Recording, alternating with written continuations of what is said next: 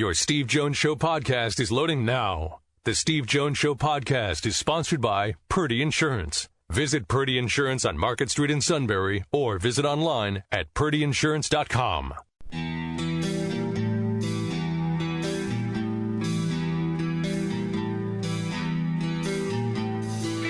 Sports talk where your voice counts. This is the Steve Jones Show on News Radio 1070 WKOK. Now from the Sunbury Motors Studio, here's Steve Jones.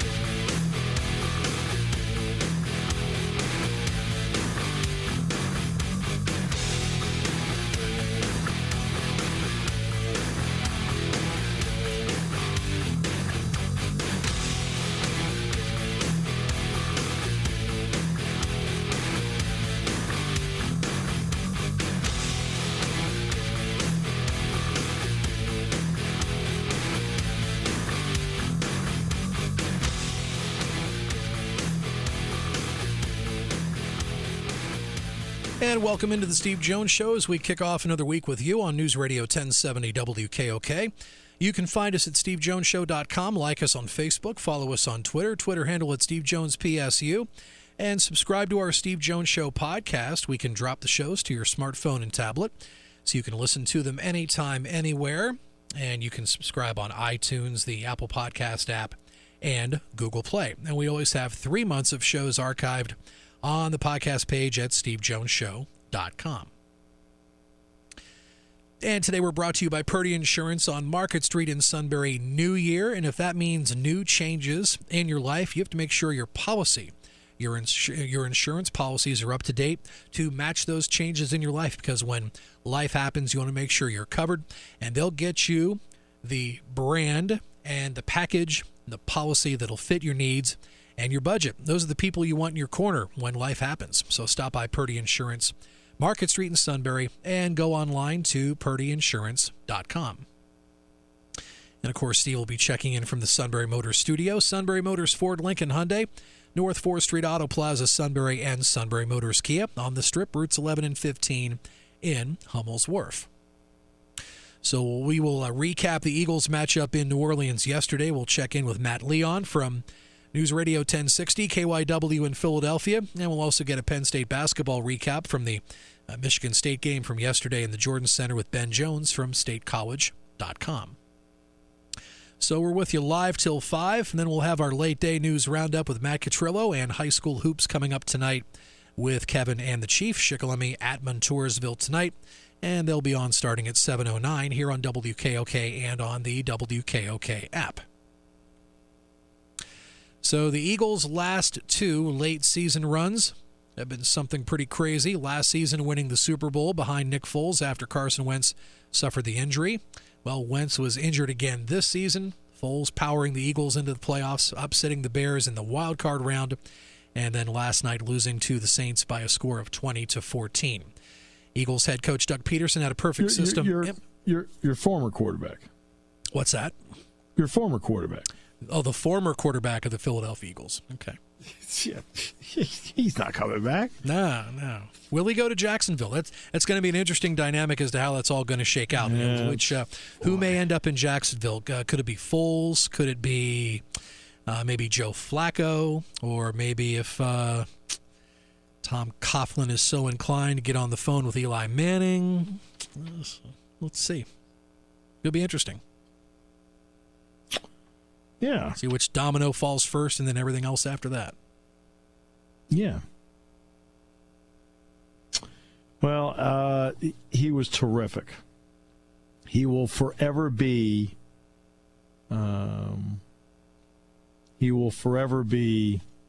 thought of in glowing terms by Philadelphia fans.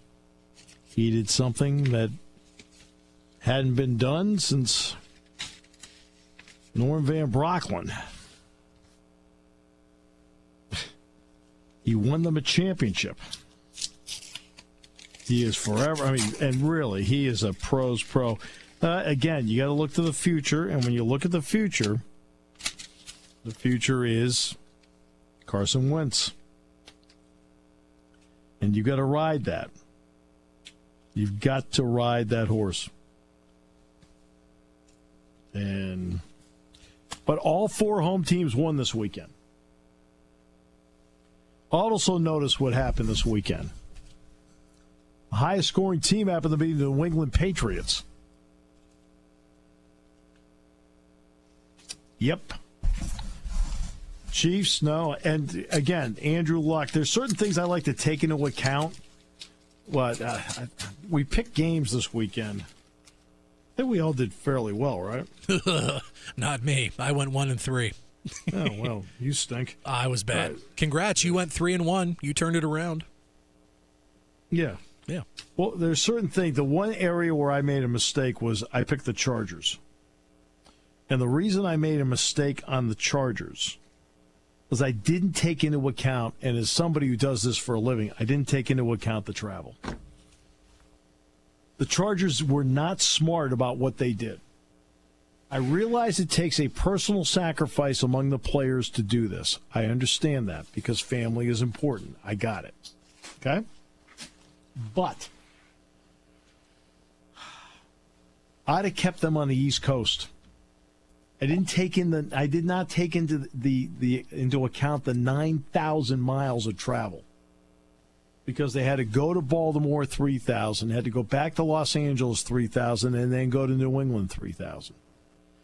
That takes a lot out of you. Now, the New England game plan was better. It was superior.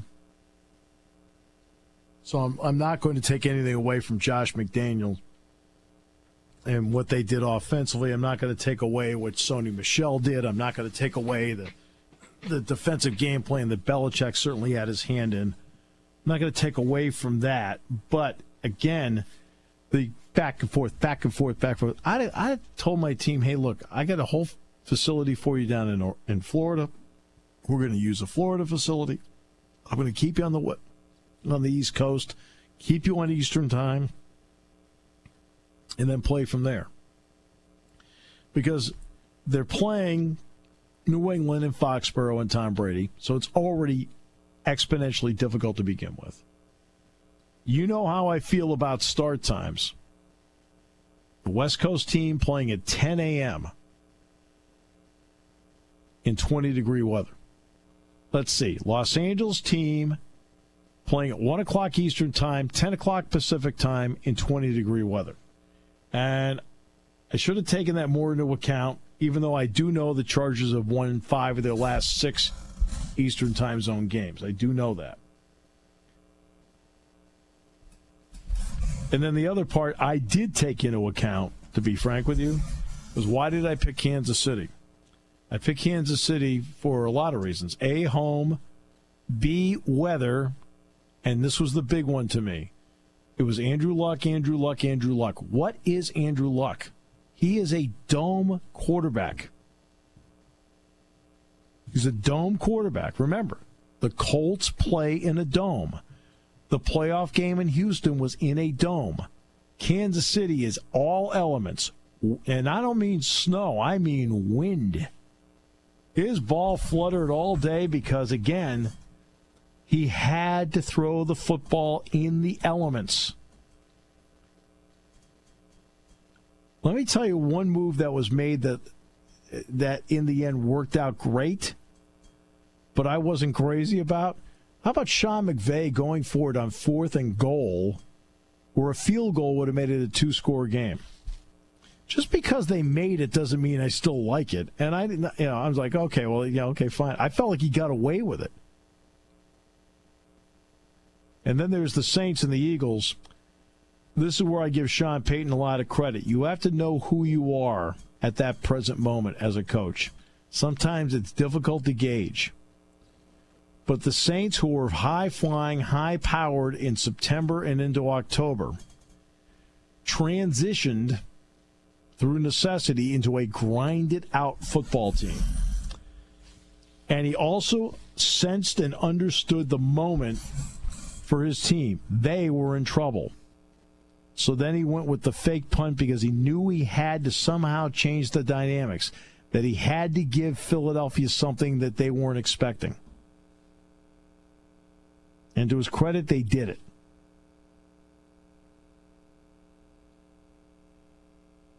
And I think that, the fake punt changed the dynamics, changed the momentum, and it was, even if they didn't make it, the Eagles would have had it. There was risk. There's no question about it. And to his credit, they made it. And not only they make it, but they also then seize the momentum of the game. And again, playing in that dome, let's get back to the dome team again. The noise in that dome was off the charts yesterday. Now, did it bother the Eagles? Probably not. They're a bunch of pros, but it still does play a factor, it does play a role.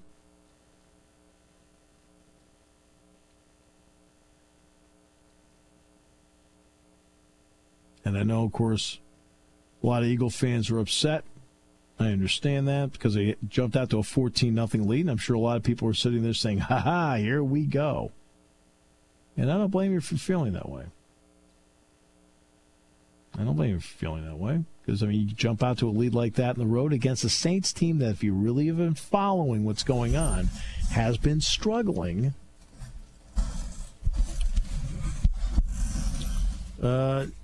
Offensively in the last month, ever since that Dallas game. Yeah, there are quite a few guys that got hurt in that game. Brandon Brooks tore his Achilles. He was out rather early. I noticed Fletcher Cox going into the locker room not once but twice, and Michael Bennett was in and out quite a bit. But they really toughed it out. I give Michael Bennett credit though for that tackle that he got on Alvin Kamara. That then it was then the missed field goal after that. That was huge at that point. Right, no question.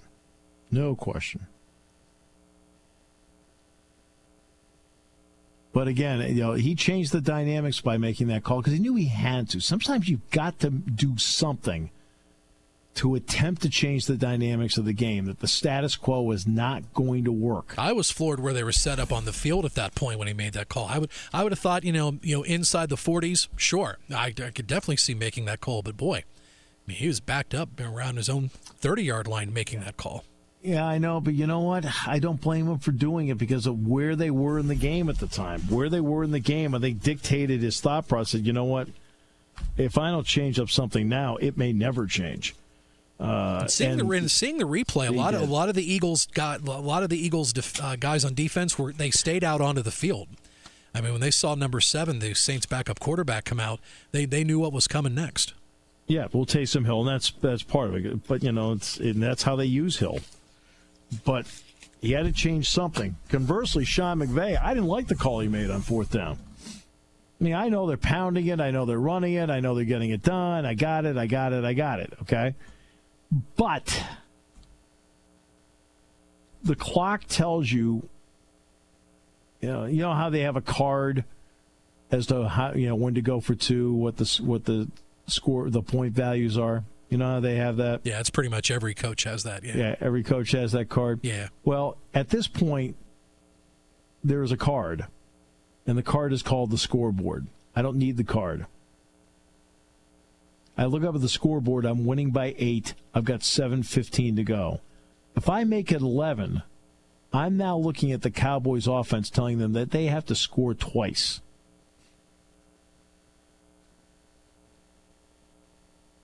And with about 7:15 to go in the game, it's probably 50-50 odds that the Cowboys only have the ball one more time anyway.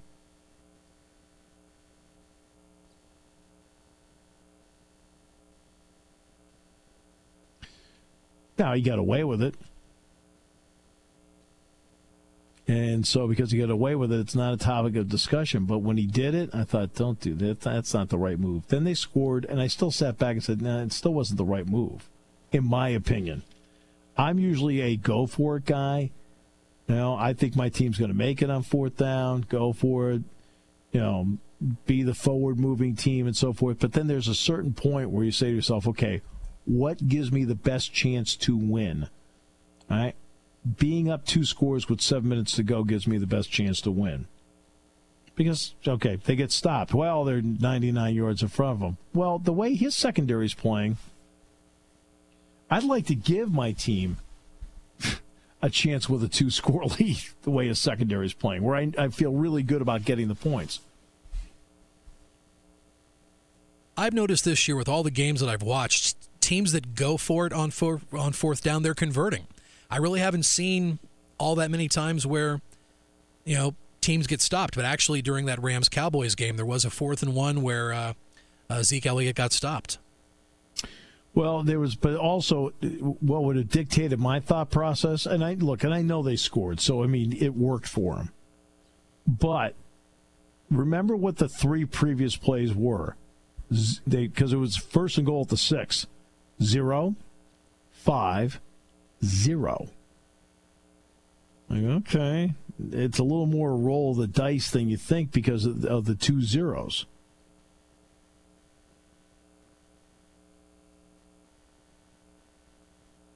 But they got away with it. They won.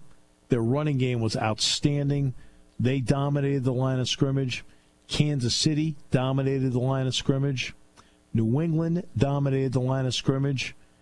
And the Saints and the Eagles game was the best game of the day. But the other 3 games, on both sides of the ball, offensive and defensive lines, the line of scrimmage was dominated on both sides by the team that won. And it turned out in this case they were all home teams. How'd the King do this weekend? King did well? Well, let's see. King was 1-1. He was 2 You were 3-1. He was 2-2, and I was 1-3. Well, he was getting all happy on Friday. Yeah. He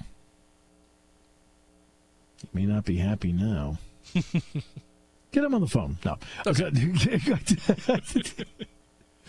Actually, he did text me last night. He worked all weekend. He watched. Of course, he did. Yeah, I think he watched maybe the last half of the Eagles-Saints game yesterday. That was all the football he watched all weekend. I watched the Kansas City-Indianapolis game. Was 14-0 when I joined it.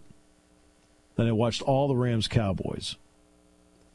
Then I saw maybe a quarter and a half of the Chargers-Patriots game, and I only saw the last 3 minutes of the Saints game because of the basketball game yesterday.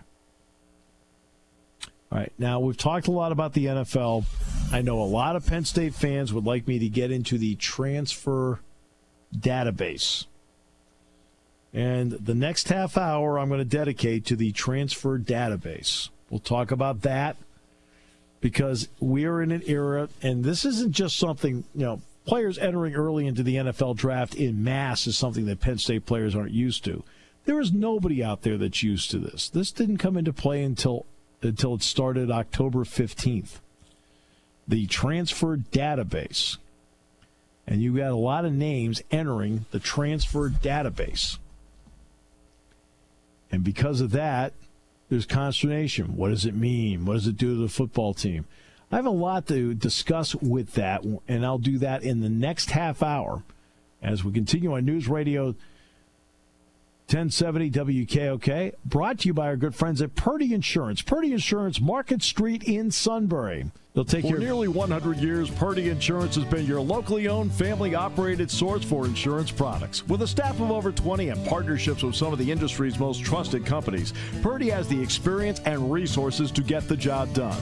Whether you need personal, home, and auto, or complex business insurance solutions, Purdy will help you navigate through the process. Call today at 570-286-5855. Or better yet, stop in their Sunbury office to see what Purdy Insurance can do for you. Sunbury Motors Hyundai has the brand new Hyundai you deserve with savings of over $7,000. Buy a $25,000 2018 Santa Fe for only $18,259. That's a savings of over $7,000. A 2018 Hyundai Elantra is discounted to an unbelievable $14,810. Sunbury Motors Hyundai has a 2018 Santa Fe Sport that was $34,890 and now only $28,840. Hyundai comes with America's best 10-year, 100,000-mile powertrain warranty. No matter what size SUV you're looking for, Sunbury Motors has it. 2019 Hyundai Konas, only $23,210. 2019 Hyundai Tucson, only $26,110. 2019 Santa Fe's, only $26,775. And the 2019 Santa Fe XL starts under $30,000. Now is the time to get the new Hyundai you deserve. From Sunbury Motors Hyundai in the North 4th Street Auto Plaza, Sunbury. taking your calls at 800-795-9565. This is The Steve Jones Show on News Radio 1070 WKOK. Now, from the Sunbury Motors Studio, here's Steve Jones. Today's show brought to you by Purdy Insurance, Market Street in Sunbury. Go to purdyinsurance.com. I don't care if it's auto, home, or life or business, whatever it may be. Purdy Insurance is going to take great care of you. First of all, here are the basic questions. I need insurance, and I need to be covered. Will the insurance you get me make sure I'm covered? Yes. I'd love to get it at the best price. They'll take care of that. Check. If there's a claim, how am I going to be treated?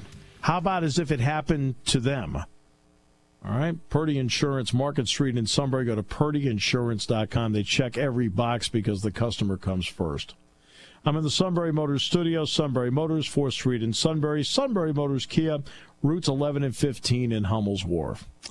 Kyler Murray has opted to enter the NFL draft.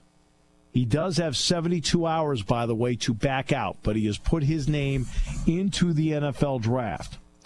More of a move that affects Penn State fans because they're on the schedule next year, but T.J. Hockenson, the tight end for Iowa, has also entered his name into the NFL draft, which means Noah Fant, the other tight end who opted out of the bowl game for Iowa, he already put his name into the draft. So two talented tight ends that really were the cornerstone of their passing game at Iowa, both entering the NFL draft.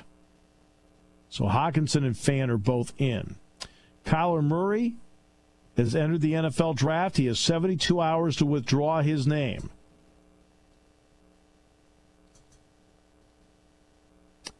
And we'll see how that plays out. Look, Murray brings that ad-lib factor to go with a really good arm to the table. What he doesn't bring to the table is stature. He's only, they claim he's 5'10". Is he? But it doesn't mean at 5'9" and whatever. I think you'll find out at the combine he's 5'9" something.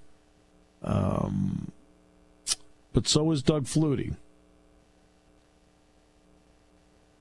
And I think in a lot of ways this guy plays the kind of dynamic game that Flutie did. Now, Flutie had great success in the Canadian League, but it wasn't like he didn't have any success in the NFL, because he did. Especially with Buffalo. The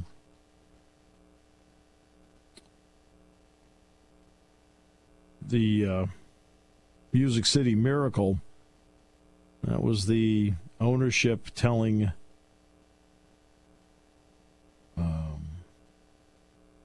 I think it was Wade Phillips was the coach at the time, you're going to play Rob Johnson.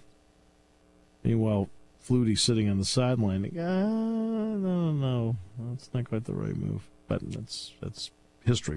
But Murray has put his name in. Now let's get to the transfer part. This is new for everybody. There's certain names you expected. It was not unexpected that Jalen Hurts would put his name in. When everything started October 15th, it wasn't really a surprise that Kelly Bryant put his name in. But as time has gone, Tate Martell of Ohio State, he's going to put his name in. Oh, how about Kendall? Now, Kyler Murray's opted for the NFL draft. Kendall, who's the heir apparent at Oklahoma, put his name into the transfer database. And then, of course, what is disconcerting for some Penn State fans is the fact that 4 Penn State players put their name into the database. Now, it doesn't always necessarily mean you're going to, but it's an indication of what's going on and what they're thinking. Are there greener pastures for themselves? Now, you already had this with Faison Walton. You had this with Daylon Darrian. You had this with Jabari Butler. So that's 7 guys that appear to be in, 3 for sure, and then, of course, 4 more that put their names into the transfer portal for a total of 7. And the other ones were backups along the way,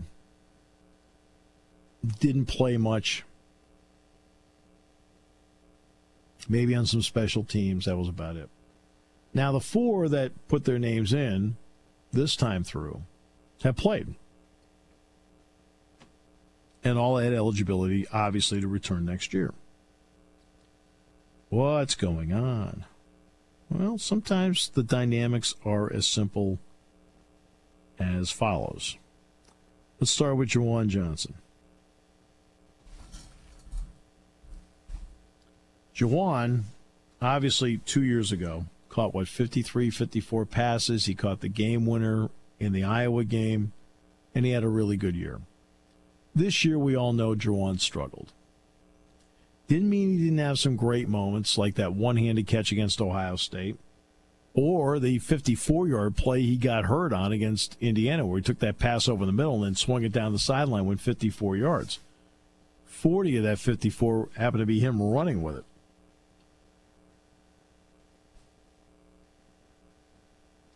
And so it's not like he didn't have moments. He did. But we all know he struggled this year. Let's look at the dynamics now of what it looks like in that spot. Justin Shorter really came on at the end of the year. Really came on. He got a lot of playing time in the bowl game. So did Juwan. But Shorter got a lot of playing time in the bowl game. Jahan Dotson, natural. I mean, Dotson makes a lot of things look easy because he's a natural at it. Okay, Daniel George. I think Daniel George is going to be a really good player here. Not quite the 6'4" frame as Juwan Johnson, but he's 6'2" and he's thick. And I think he sees that. Now, the next part, what does he see? All right, well, the next part he looks over and he sees there's Mac Hippenhammer. They've recruited Dunmore out of Florida. So now you're looking at a situation that is a bit crowded at the inn. And, I don't know what kind of conversation he ended up having along the way with James Franklin or whomever. But maybe he just felt after getting his degree as a grad transfer, he can go someplace else, get more playing time, won't be in as crowded a situation, and can maybe make a mark, get himself to the draft. Right? Brandon Polk. As we know, Brandon Polk didn't play the last 4 games. And it wasn't an injury situation. It was DNP-CD. It was did not play, coach's decision. Also, coming up on his 5th year. Obviously, he wants to go to a situation that's going to open the door for him to get some playing time. He's in the same situation. And let's look at the slot spot. There's Hamler, there's Hippenhammer, and Dotson. All 3 can play it. And with Shorter and George and Dunmore and so forth, you start asking yourself, okay, I just DNP'd CD in 4 straight games. Now I got to think about what I got to do with my future here. And again, I'm looking around. I'm wondering if there's any room at the inn. All right. Zach McPherson. Zach McPherson did a really good job on special teams. Zach McPherson, when he played at corner, I thought did a good job. But again, where are you in this situation? John Reed. Tariq Castro-Fields. Okay. Now let's go to the next group. The next group would include Donovan Johnson, who in all likelihood would not only be that corner but also the nickel guy, and a guy you can tell they really like, Trent Gordon. There's 2 deep right there. And there doesn't look like there's a door to a path to starting for Zach McPherson.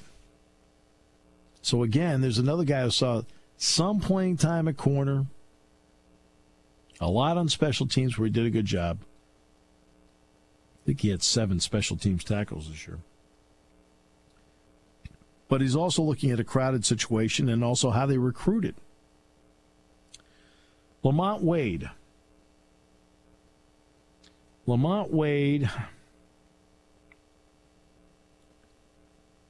Obviously came in with a lot of hype, 5-star, great athlete.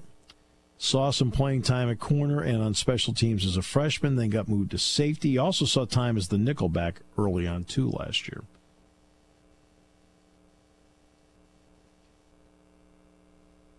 And he got moved to safety and essentially became the dime DB.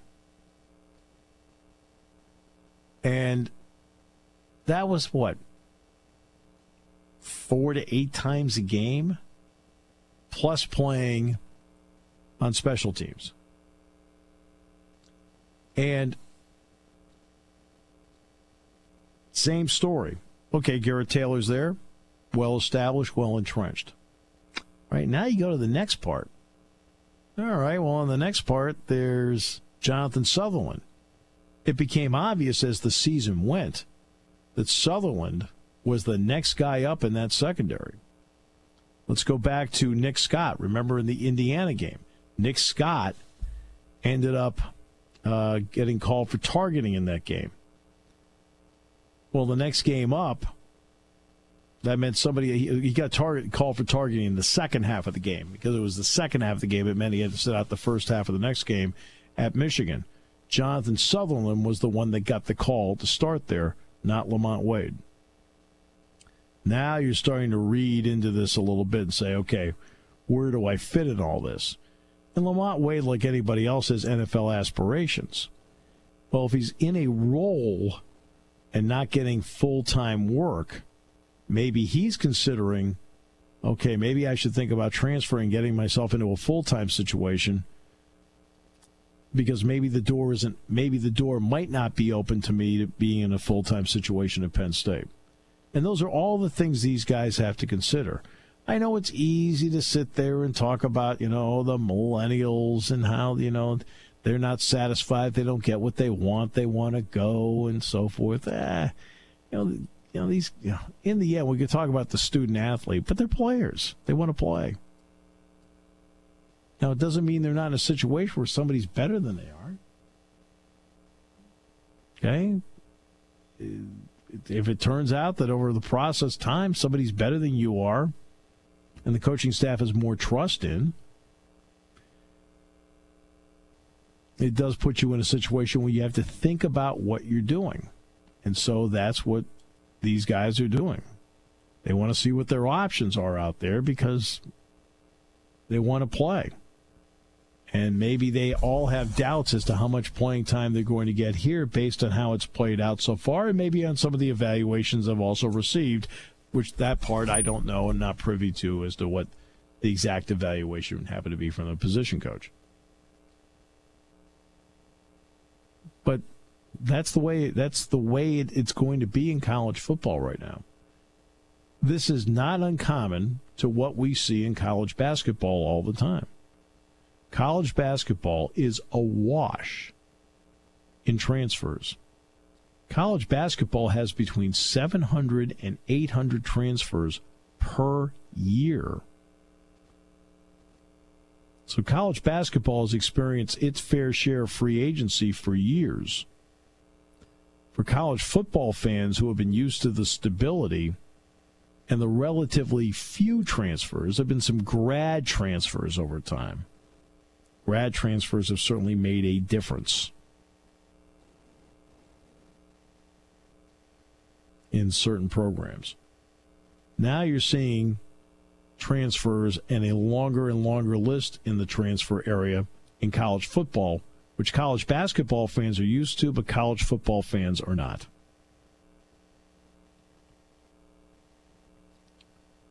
These are players that would have provided great depth for Penn State. These are players that I think would have helped Penn State, but these are not starters at Penn State.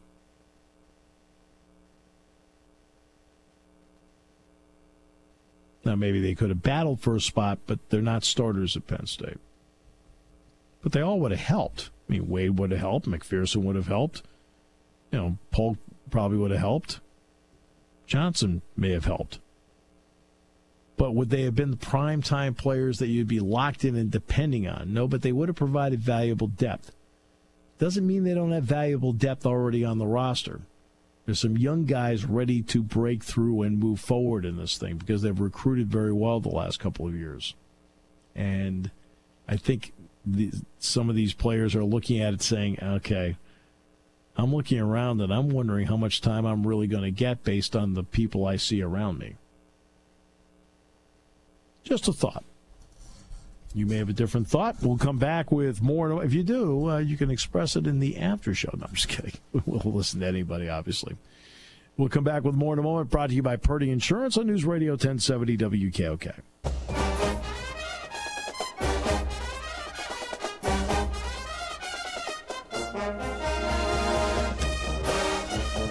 All right, great to have you with us. As we were talking about the transfer database, some refer to it as a transfer portal. You put your name in there and and start looking around. It doesn't necessarily mean that you are going to absolutely positively go, but most times you are leaving. It's different, but it's not just different for Penn State fans. I mean, Penn State fans are like, what the heck? Look at all these guys going. It's for every college football fan base. Nobody's used to this. Now, for those who follow college basketball, everybody's used to it. When you're getting 700 to 800 per year, I've always referred to college basketball, as you know on the show, I've referred to April and May as the waiver wire. That's about where this is. And it's completely different. Is it too wide open and too free?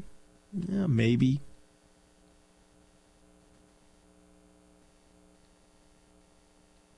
But it's also the first time through. The rule has only been available now for 3 months.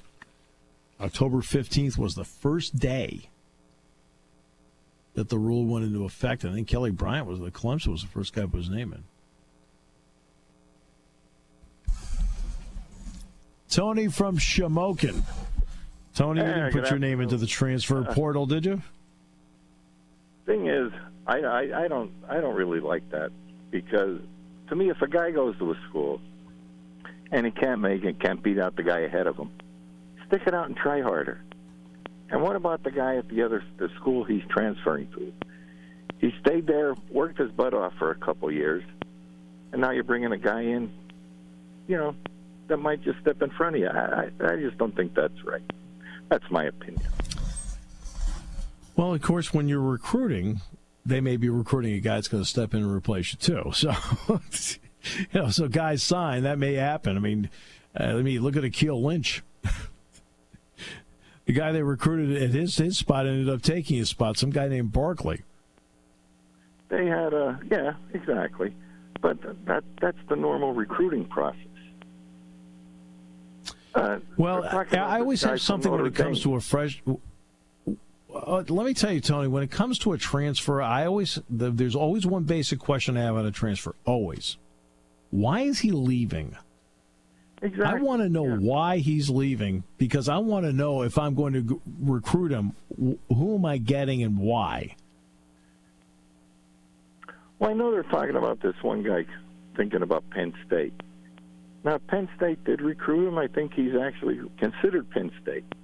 And at the last minute, he picked another school. And he started at this other school, then got knocked out of his starting position. And now he's looking at Penn State again. You know what I'd tell him? I have a feeling I know what you'd tell him, Tony. Can we use it on the air? You know what I'm talking about. Yeah, I do. Kid from Notre Dame. Yeah. Yeah. I wouldn't even consider him. He had his shot. And if I remember back to the whole story, his high school coach badmouthed Penn State back and forth and was a big fan of the other school he went to. So, to me, that's not the right reason. Right, and again, I always want to look at the reason why somebody's transferring, because I think that's really important. You need as much background as possible to then decide whether or not you should then go after him. You're listening to News Radio 1070 WKOK Sunbury. You can hear us anywhere in the world with the Sunbury Broadcasting Corporation app.